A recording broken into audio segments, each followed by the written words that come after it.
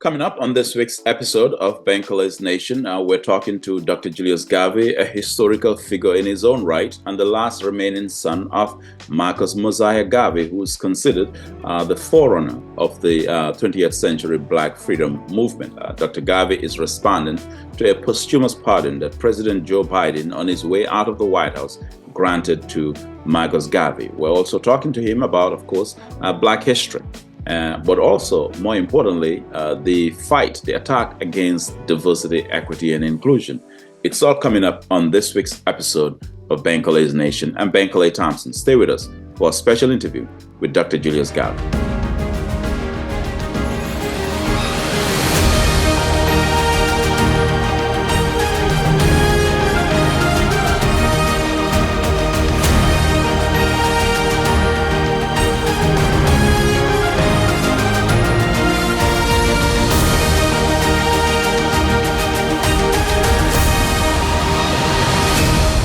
All right, I'm pleased to welcome back to the program Dr. Julius Garvey, the last remaining son of Marcus Mosiah Garvey, considered the father of the 20th century Black freedom movement. President Joe Biden recently took the extraordinary decision of granting exoneration, a posthumous exoneration to Marcus Garvey. Dr. Garvey, thank you for being here.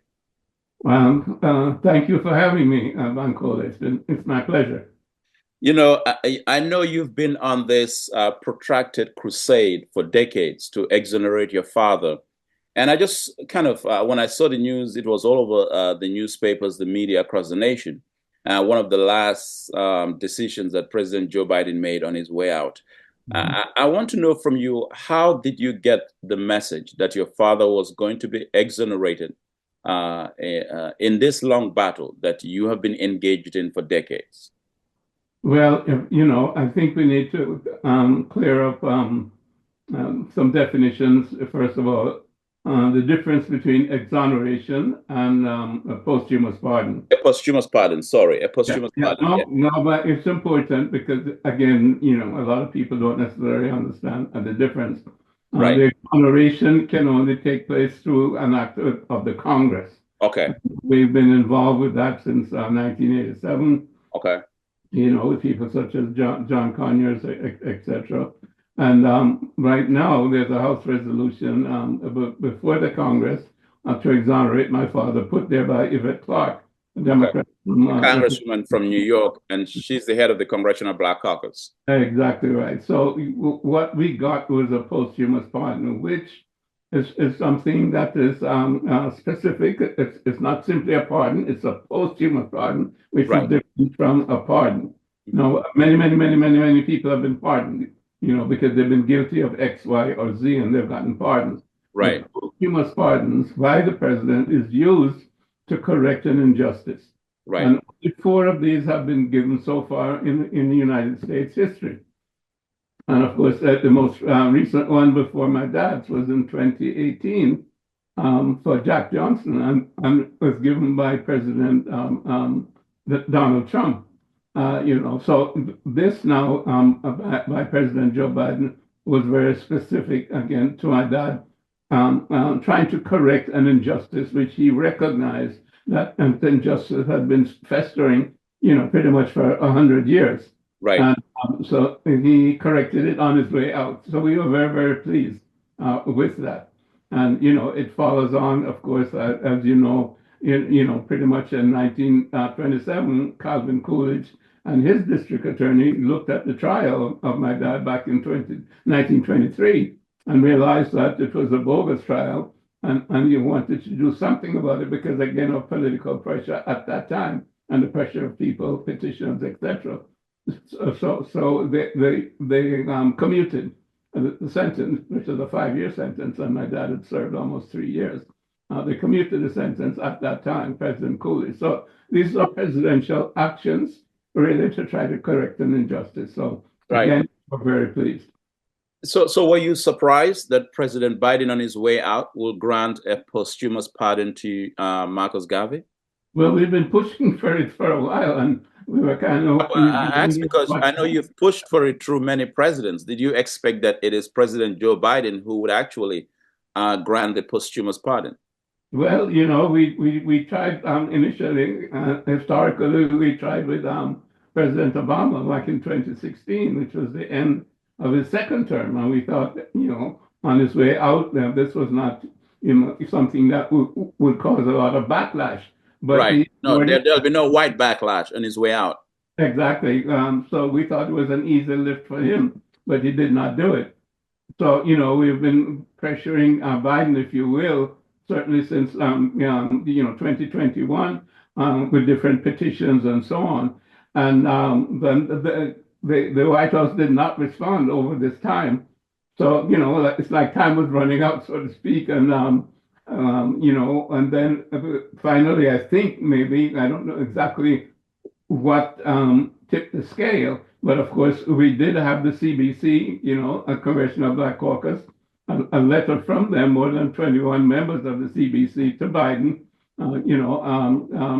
asking him, for a posthumous pardon. So I don't know if that tipped the scale, but there were also demonstrations in Delaware itself, which is his home state. So a lot of Right. people there were calling him, etc., and saying, look, you got to do this thing. We had Congress people there as well. So the pressure escalated, if you will. And I don't know if that's the reason why he finally, if you will, gave in and Or did the perhaps, pardon. or perhaps an angel came to President Biden in a dream. Well, thankful for angels too, if you believe in Ah, it. But overall, angels. though, very happy. I'm thinking about the line in Shakespeare: "Angels and ministers of grace, save us." Okay. But in answer to your question, we did get a call from the White House 2 days before it became public. So we knew for about 48 hours before others, shall we say. Right. So we had a little bit of advance warning. Okay. As a courtesy, and the reaction around the country has been swift. I saw a lot of jubilation. People saw it as a sense of historical relief that it would be in 2024, as we were dawning into 2025, that President Biden would do this. And I kind of want to get your take in terms of just how you felt at that moment. Because you kept pushing the envelope, you kept demanding that this be done year after year, and confronted many White Houses over the years, and how you felt during that period. Yeah, well, it Personally was for you. some sense, a sense of release, of a sense of justification, and a sense of I'd say even jubilation, because as this is something that has how should I say harmed my father's character and his standing over the years. That he was convicted and imprisoned in the United States of America, even though, of course, we had all the evidence to show that it was a bogus charge. But, superficially, people look at it and say, oh, Marcus Garvey, he was convicted of mail fraud. So that hung over his reputation, for years and years and years. And to see that this was being lifted, at least partially in that sense, in terms of the presidential posthumous pardon, was very gratifying, again, because as you say, we've been trying to get this for many, many years. A lot of people have put a lot of effort into it, time and energy and finances, etc.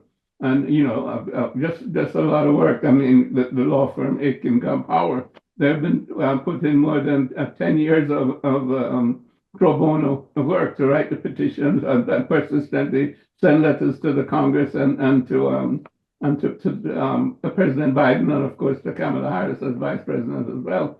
So it's the culmination of a lot of effort, and we were very happy with that. Of course, it hasn't ended. His name has to be cleared completely. We need to wipe it off the records of the judiciary in New York City, where he was convicted in the Southern District. So that needs to be done. So there's work to be done, but at least, we've made some advance towards that, and we're very pleased. Let me take a quick break here. We'll come back right away. Lost Medicaid or CHIP coverage? Healthcare.gov is here for you. Where can we find a low-cost health plan? What about a plan that covers doctor visits? Emergency care? Prescriptions? With the new law, 4 out of 5 customers can find a plan for $10 or less per month with financial help. Healthcare.gov is here for you. Enroll today for coverage starting the 1st of next month.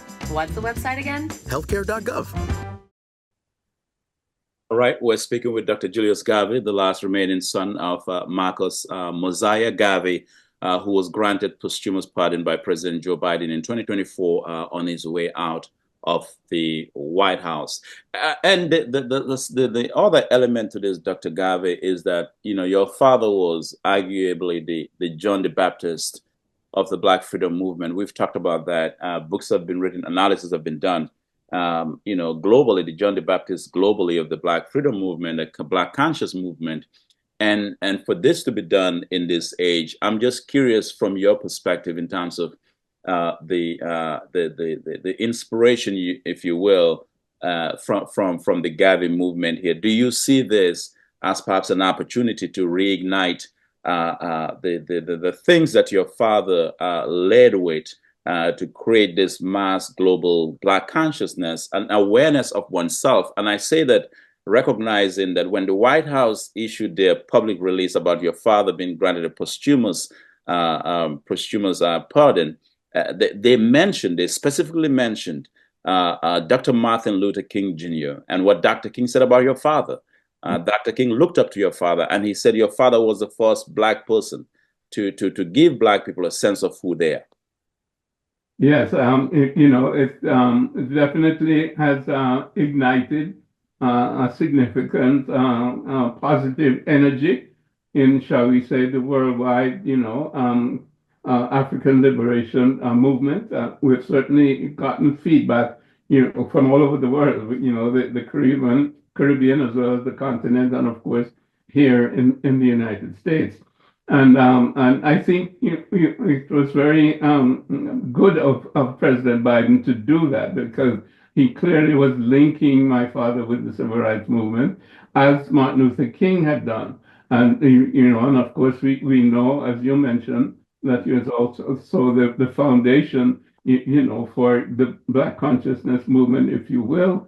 And basically, that whole concept of us as a global people.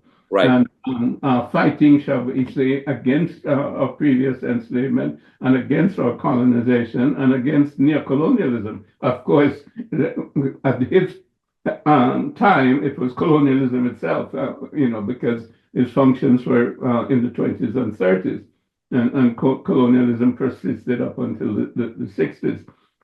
So he was a Pan-Africanist and laid the foundation for people, such as Kwame Nkrumah, Jomo Kenyatta, Nelson Mandela. All of these people have attested to the fact that, his ideology, supported them in their, nationalistic struggles, whether in South Africa, Kenya, or Nigeria, and Ghana, etc. So there definitely is, shall we say, an energizing of the movement. And I think the African Union has just stated that 2025 is going to be the year, for African people's liberation and shall we say, reparations in terms of reparatory justice. So again, this is coincidental, if you will, synchronicity. In terms of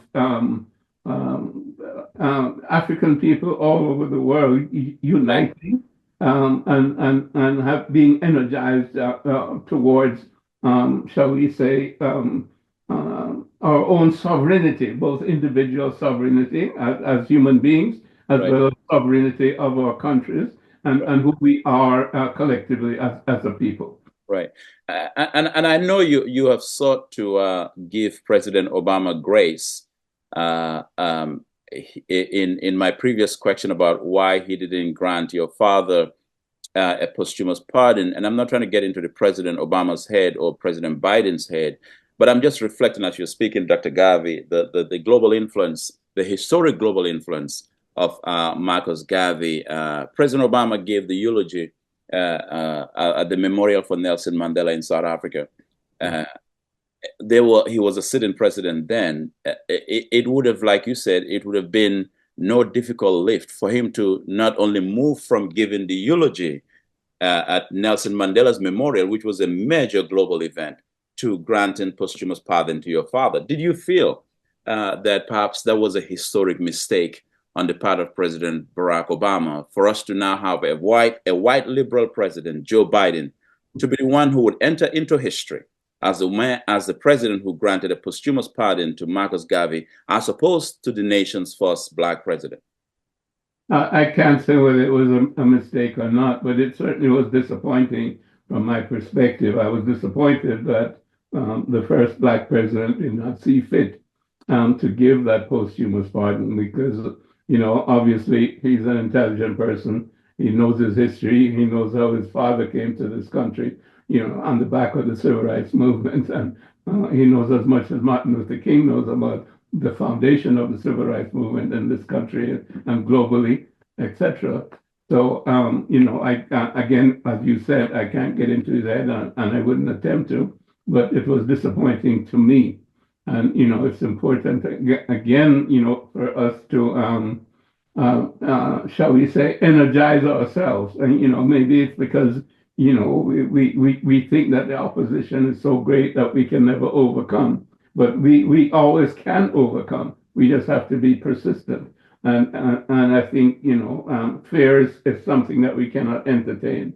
The African concept is that, you live, you die, and then you live again.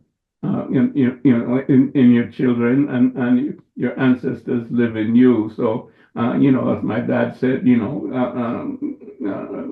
fear is not even for children. I mean, we should not be afraid of anything. We have to do what we think is right.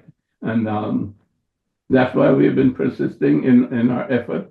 And we will continue as far as, we have breath, so to speak, on this planet in clearing my father's name and shall we say, trying to bring African people out together to realize their own destiny and their own place in the world as a historic people and as the shall we say the African nation taking its place at the table of nations with the most glorious history and the most glorious achievements over time. This is something that we don't know enough of in terms of ourselves. We're not writing our stories ourselves still. Despite the independence since the 60s, we still haven't revised our curriculum. Our scholars haven't gone in the direction of Afrocentricity like Molefi Asante and Karinga and so on. And we need much, much more of that type of scholarship to unearth, the things that we have done over time. We gave the world civilization. We gave the world an understanding of religion, although it went in different directions. We built pyramids, we built temples. That still cannot be replicated up to this time. We're the first in medicine, the first in engineering, the first in astronomy, etc., etc. So we need to be proud of ourselves, and we need to tell our own story, and we need to honor the ancestors in terms of replicating the culture and the traditions and understanding the history of our ancestors. And, Dr. Garvey, it occurs to me that we're having this conversation during Black History Month as well, which even makes it even more significant. We've seen the widespread attempt or the sinister attempt, if you will, to minimize the significance of Black history. I think any definition of Black history is, incomplete without the contributions of Marcus Garvey. But I want to talk about just when this posthumous pardon was granted. One of the things that I thought about also coming from Detroit was the contributions of some of our heroes from here, the late Congressman John Conyers, a towering member of Congress and one who was not afraid to take on the cause that you were championing for your father. Yes, and as a matter of fact, when we got involved in 1987, which was the centennial of my father's birth, it was John Conyers, who was head of the House Judiciary Committee, that brought us to Washington to give testimony before the House Judiciary Committee. Myself and my brother, people such as Tony Martin, John Henry Clark, Judith Stein, the Keith Johnson, the ambassador from Jamaica, and several others to testify to the Congress about, what Marcus Garvey meant to us as African people and his contributions in the United States and abroad. So yes, it was him, Congressman Rangel from New York, and ever since then there have been House resolutions, on and on every couple of years and so on to exonerate my father. I mean, Congressman Rangel would do that as well as John Conyers, and that's been picked up recently by Yvette Clarke, as we mentioned, and she currently has a House resolution to exonerate, which is something that the Congress itself has to do. So, we've had many champions, and both Conyers and Rangel have passed. They're now in blessed memory, and we appreciate everything that they did in this effort in terms of social justice. Very much appreciated. Yeah, I want to take one more quick break, and then when we come back, I want to talk about DEI in the context of going back to the Harlem Renaissance. I wish I could go to Emma's. My dad's working late. Gotta watch the boys. Long shift tomorrow. So much homework. Breathe. We could get them clothes for Christmas. No, I can just make something. Is this all that's left? I know we have beans. So tired of beans. That'll work. I don't need this one. Hungry. I'm not that hungry. We're fine. If I can get them to bed, I can do my essay. No, what do I do? Not again. Okay. I don't need to wash my hair. Turn it back on. Breathe. You're fine. My dad will pay the water bill. We need water now. You really need groceries. We'll figure it out. Breathe. He works so hard. It's okay. We're in this together. Everything's okay. These tips will help, but only a little. Maybe I could get a second job. My dad has a second job. We don't need help. We have each other. But I'm so tired. We can do it alone. We'll figure it out. We've made it this far. But what if they could help? We're fine. We don't need this. Hi. What's your name? Anna. Anna, how are you? I'm okay. Yeah. What brings you to the Salvation Army? We're speaking with Dr. Julius Garvey. This is part of I call it a special Black History conversation. And perhaps there's no Black history without Marcus Garvey. And what better guest to have than the eminent scientist, surgeon, Dr. Julius Garvey. Dr. Garvey, I want to talk about the attack against diversity, equity, and inclusion. When I look at going back to the Harlem Renaissance and the contributions of Marcus Garvey, I feel very strongly that the Harlem Renaissance was not only a defiant era against the exclusionary politics, exclusionary policies that were in place to make it look as if to render Black people invisible. Mm-hmm. And so perhaps the redeeming or equitable benefit of the Harlem Renaissance was that at the core of it was inclusion, that in fact we do have Black intellectuals, we have Black thinkers, we have Black thought leaders, and that Black people can engage, in the purgatory of uplifting their own race and so forth, something that your father led. But today we're living in an era where we see the attack on DEI, which goes at the very core of exclusionary politics. Yeah, if going back to the Harlem Renaissance, it was a time of, shall we say, increased Black consciousness. And the term that my father used was often in the newspaper, the weekly newspaper, the Negro World, was the new Negro. Because, of course, up to that time, in some sense, the Negro had been subservient because of the enslavement and because of, even at the end of slavery, 1865, etc., there was still, that two generations of sharecropping, abuse, racism, lynching, Jim Crow. All of that was still happening, even though we fought for democracy in World War I, etc. And the boys coming back home in 1917, they were being lynched in their uniform. So that was a time when there was democracy was in the air. That was a time when, there's a migration, from the south to the north. I mean, the cotton fields were drying up, so to speak. It was the industrial age beginning, and workers were needed in the north.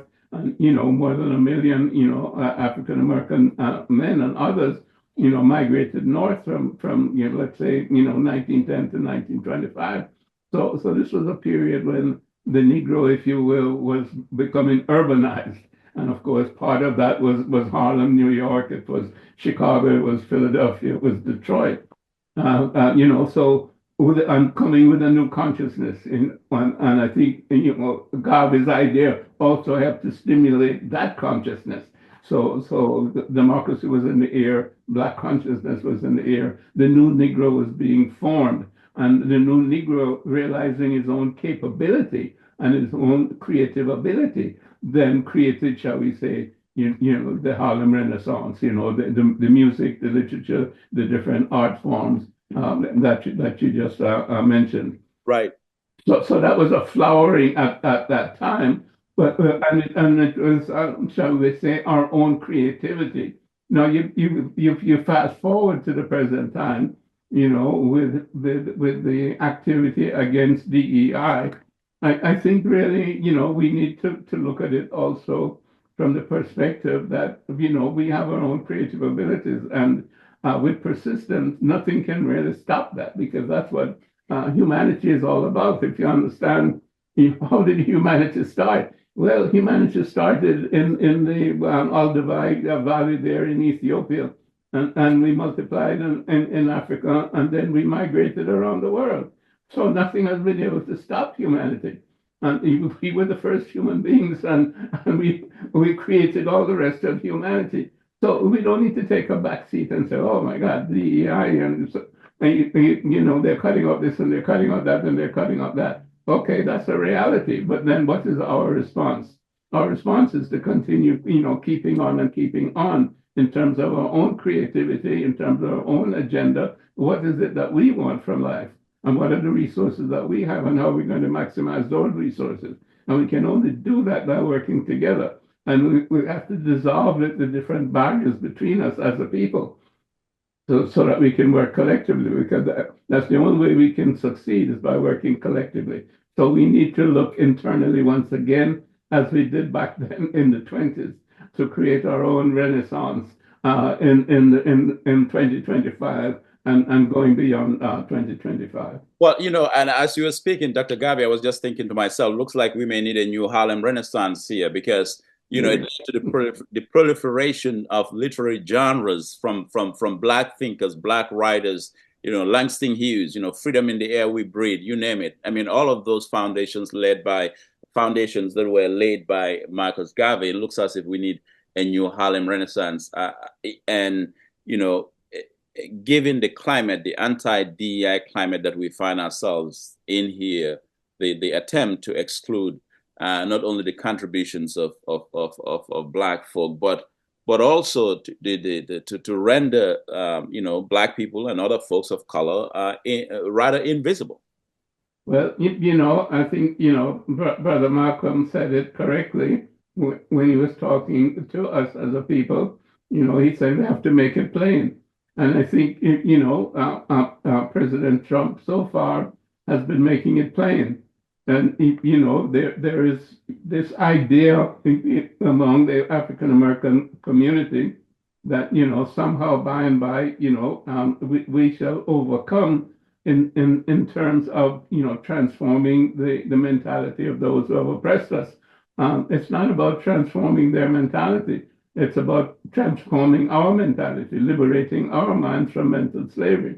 Because once we liberate our minds from mental slavery, then we can accomplish anything that we want to accomplish. That's the nature of shall we say, the human genius, as I just mentioned, in terms of migrating out of Africa and all of the civilizations that we've created around the world. There's nothing that stops the human genius.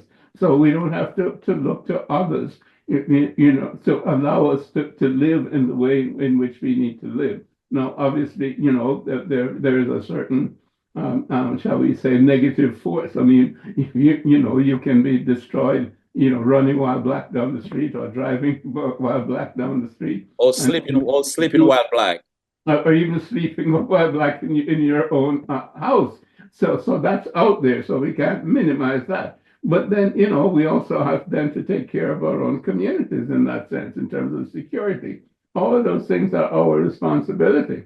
Right. And again, we can't simply look outside of ourselves and expect that the changes will take place outside of ourselves by somebody else. The change that we want is the change that we create. And that's the only way it is going to change in the direction that we want it to change. And that was Marcus Garvey's mantra, from the beginning. And, 100 years later, let's adopt that mantra. Up you mighty race, you can accomplish what you will. We can accomplish whatever it is we will to accomplish because we have the ability, we have the resources, we have the genius, and there's nothing to stop us. There are obstacles, but they can't stop us. That's the nature of human creativity. So, I think there's virtue in making it plain. I mean, somebody else would say our backs are against the wall. However you want to take it. I mean, you can see what they're trying to do with DEI. You can see the limits of so-called integration in terms of being part of the body politic in that sort of socioeconomic sense. I mean, we have our own culture, we have our own traditions, we have our own history. Let's build our own communities. Let's have our own entrepreneurship, our own businesses, etc. We've done that before, and for thousands and thousands and thousands of years. We need to go back to that understanding of our own ability to create for ourselves. Dr. Garvey, I want you to respond to this quickly, and I want to put it in this context because reading a biography of Charles Hamilton Houston, former vice dean of Howard University Law School, Charles Hamilton Houston was the legal architect behind the strategy to destroy Jim Crow. When he was a student at Harvard Law School, he convened the Black Harvard Law students to invite your father to speak. That's in a biography about Charles Hamilton Houston, how Marcus Garvey, he invited your father to be the speaker, and they raised money to pay him an honorarium to speak. So I want you to respond to this. This news just came out through my email before we started this interview. This from the Harvard Crimson newspaper that is saying that Harvard University's Slavery Remembrance Program unit, which is a $100 million Harvard and the Legacy of Slavery initiative, tasked with identifying the direct descendants of those enslaved by Harvard affiliates, have basically fired employees. They fired employees of the Harvard Slavery Remembrance initiative at Harvard University, and they've basically outsourced the work to a nonprofit in Massachusetts here. So I see this. My immediate reaction to this is the anti-DEI climate here that is now forcing these universities around the country, higher institutions of higher learning, to basically either end DEI, cripple their DEI programs, or anything that's a resemblance of, that takes us back to the foundations of slavery, Jim Crow, and so forth, to basically dismantle this. And no real explanation was given why Harvard University has decided to let go its employees that are part of the Harvard Slavery Remembrance Program. And it takes me back to 2022, Dr. Garvey. I was giving a keynote lecture for Brown University, and I talked about the slavery memorial, but I said Brown needs to move beyond just a memorial to slavery. They must do something and be an ally in the modern struggle for Black freedom. So I wanted to respond to this, though, because this is all part of the what I call the manufactured anti-DEI crisis that we're seeing. Mm-hmm. Well, basically, clearly, it's a step backwards, and it's part of, shall we say, the tradition of America, in that America has never really looked itself in the mirror to see exactly what it has done in terms of the native population, in terms of the African population that was kidnapped and enslaved, and all of the trauma and all of the negative effects that has had over time, the dehumanization of these two groups, that has been the foundation, shall we say, for American prosperity. While America is busy telling the world how wonderful it is and how exceptional America is and most wonderful democracy, but it's built on the backs of this sort of horror. Like World War II, Hiroshima and Nagasaki. It's built on the backs of that kind of brutality against human beings. So America has not, and does not want to face that. mental crisis because if you look at the horrors that you have committed, then you either have to say it was correct and go forward, continuing it, or you have to say I was wrong, and therefore you have to make restitution and repair the damage. And that's where you get to reparatory justice, which is what we are demanding, as you know. And I just mentioned the African Union as well as here in the United States and the Caribbean 10-point plan, CARICOM 10-point plan for reparations, et cetera, against the British and so on. So America does not want to face that. What does reparations look like in the United States of America? As you know, John Conyers, as you mentioned before, HR 40. HR 40 before the Congress for a long, long time, and it's never gotten out. So America does not want to face that. And now we have a president who is reversing, whatever equity has been accomplished over time, from, 64, 65, and, civil rights, voting rights, and so on. Those things are being rolled back. So it is plain to see the direction in which America is going. And, because Trump was voted in, so we have to say this is the direction that America is going in. And we have to assume at the present time that, Trump represents America in that sense, because he's the president and he seems to be doing a lot of things by executive order. That's not necessarily going through the usual democratic process, whether it's the Congress or the Supreme Court, et cetera, et cetera. But we have to face that, you see, and see that despite all the work that has gone on in terms of civil rights and those adjustments over time in terms of equity, that's clearly being rolled back. But you have to understand too that America is also entering an isolationist period. The two things go together. You see, you have the president who called African countries, I can't repeat it on the air, as countries. Asshole, yeah. Yeah, and clearly he thinks of African Americans in the same vein, I would say. Whether he uses that term or he doesn't use that term. And you see him isolating himself, in terms of the Latino community. You see even the borders now with Canada and Mexico and so on. So America is entering a significant period of isolationism. But, the thing is, a law of nature is what the Indians may call, karma. We call it cause and effect. And you don't do anything. Well, Malcolm X said chickens come home to roost. There you go. There you go. That's the vernacular. So you don't do anything. Make it plain. Make it plain. You see, so you don't do anything that doesn't have consequences. And if the consequences are negative, then you're going to have the effect of those consequences on you as well. If the consequences are positive, then you have the reflection of those on you as well. So I would say that the administration is setting itself up for a significant blowback from all quarters. So I don't think we have to feel as if we are being picked upon in terms of isolation. And I think we simply have to, shall we say, batten down the hatches in terms of coming together with ourselves as our community, as our groups, and aligning ourselves, with our brothers and sisters in the Caribbean and in Africa.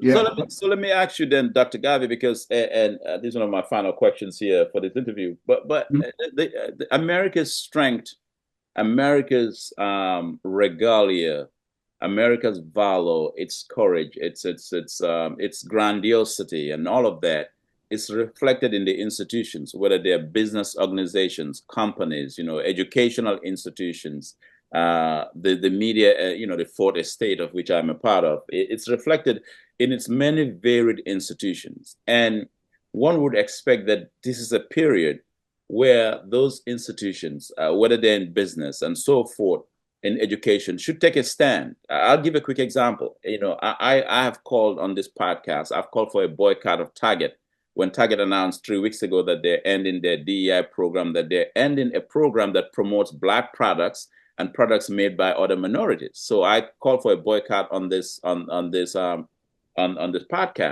But at the same time, I saw companies like Costco indicating that they're going to double down and they're going to stand with their DEI program. In fact, they're not abolishing DEI. So this is a period where we see institutions are supposed to stand, whether they're business, higher ed, and so forth. And I'm wondering, how does Harvard University explain to the world, the quote-unquote premier institution of higher learning, how does it explain to the world that it got rid of the staff, all of its staff at the Harvard Slavery Remembrance Program, and that it outsourced the work to an outside nonprofit, in Massachusetts? I mean, shouldn't Harvard University, which decided at some point that it would come to terms with its slavery history as other Ivy Leagues, shouldn't they be leading the way here in the higher ed when it comes to when we talk about equitable education and so forth in higher ed? Yes, they should, but the thing is that whether it's education or it's healthcare, almost any social institution, and of course your fourth estate, it depends on the advertisers. It depends on the people who support the institution financially. So they're the ones that end up calling the strings, in the medical situation. Certain research is interpreted a certain way by virtue of the people who pay for the research. And it's the same thing with the fourth estate. If you're reporting something on the street, where somebody can't breathe, you need to report it a certain way. Otherwise, your newspaper won't carry it because of the people who are advertising. And it's the same thing with education, the alumni. Don't forget where all these alumni are. Where do the presidents come from? They come from Harvard and Yale. And where do they get their staff from? They get it from Harvard and Yale and the good old boys and sometimes the good old girls as well. So I'm saying that to say that most of our institutions have been, perverted by shall we say the corporations that own America, and we see that, of course, even with our politicians on K Street. We know that those who are lobbying there on K Street with the big bucks.